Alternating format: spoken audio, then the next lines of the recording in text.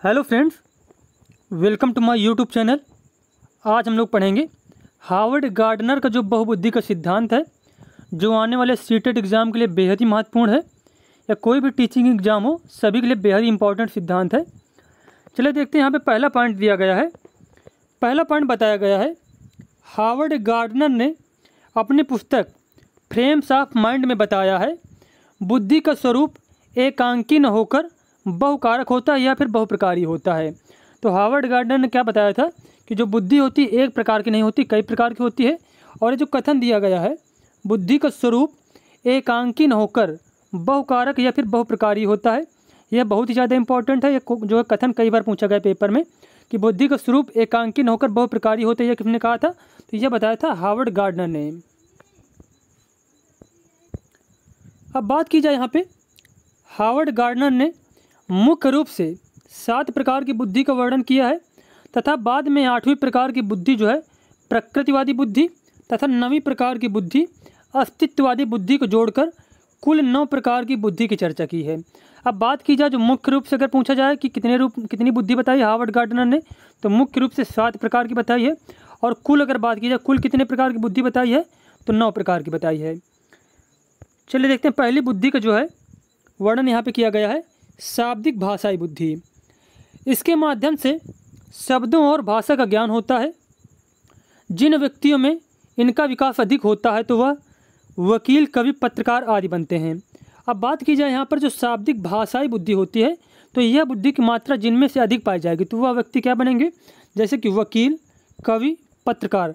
अब question paper में ऐसे पूछा जाता है कि जो है कोई भी वकील है या फिर कोई भी कवि, पत्रकार है, तो इनमें से कौन सी बुद्धि की मात्रा अधिक पाई जाएगी? तो हो जाएगा शाब्दिक भाषाई बुद्धि की।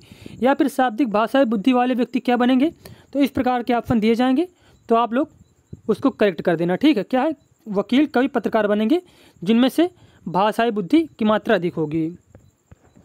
उसके बाद अगली है तार्किक गणितीय बुद्धि। अब गणित से संबंधित है गणितीय बुद्धि, जिनमें से जो है कैलकुलेशन की क्षमता अधिक हो, तो वह लोग जो है, जैसे कि इसमें तार्किक योग्यता, मैथ, कैलकुलेशन अधिक होती है।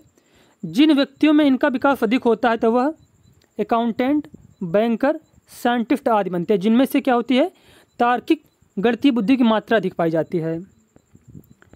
उसके बाद है स्थानिक बुद्धि। अमूर्त तथ्यों के आधार पर मानसिक छवि बनाना। स्थानिक बुद्धि में क्या होता है? अमूर्त तथ्यों के आधार पर मानसिक छवि बनाना।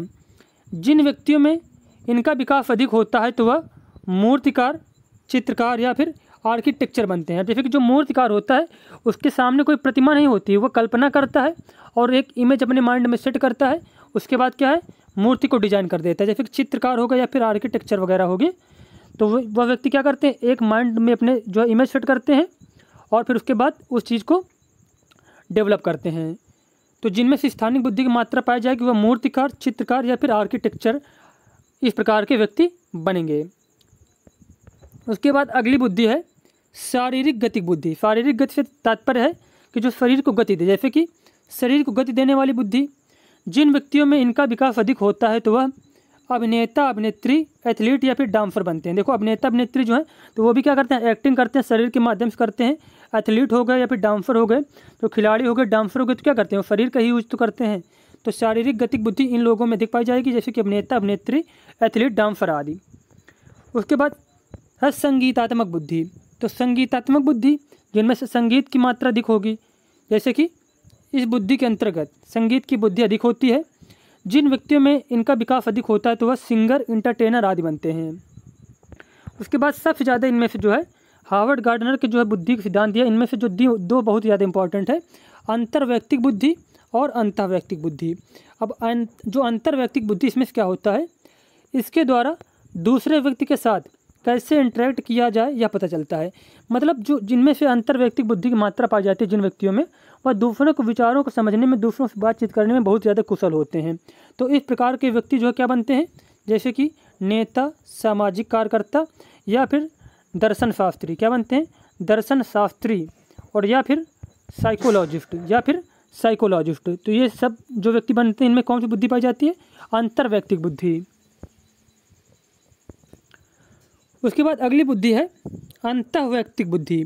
तो अंतःवैयक्तिक बुद्धि इसके द्वारा खुद के साथ इंटरेक्ट किया जाए तथा खुद के विचारों पर जो व्यक्तियों की ज़्यादा जो है काबू हो कर लेते हैं, खुद के विचारों को ज़्यादा समझ पाते हैं, उनमें से अंतःवैयक्तिक बुद्धि पाई जाती है। जिन व्यक्तियों में इनका विकास अधिक होता है तो वह आध्यात्मिक गुरु बनते हैं। क्या बनते हैं? आध्यात्मिक गुरु बनते हैं। उसके बाद अगली बुद्धि है प्रकृतिवादी बुद्धि। इस बुद्धि के व्यक्ति प्रकृति के नज़दीक होते हैं।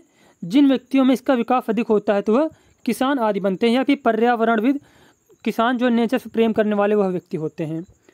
उसके बाद अगली बुद्धि है अस्तित्ववादी बुद्धि।